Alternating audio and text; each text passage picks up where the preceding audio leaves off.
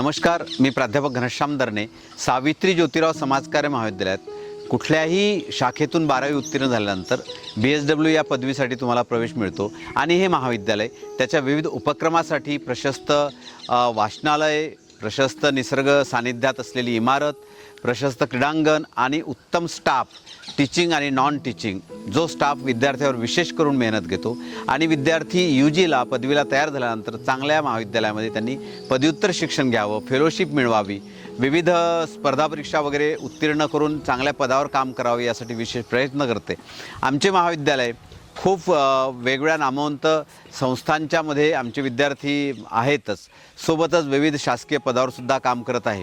या महाविद्यालयामध्ये वैशिष्ट्यपूर्ण रीतीने शिकवलं जातं। विविध उपक्रम आम्ही असे राबवतो की ज्यातून विद्यार्थी तयार होतो, त्याच्या व्यक्तिमत्वाचा विकास होतो। त्यामुळे 12वी नंतरच्या शिक्षणाचा पर्याय हमखास म्हणजेच समाजकार्याच्या महाविद्यालयाचा अभ्यासक्रम।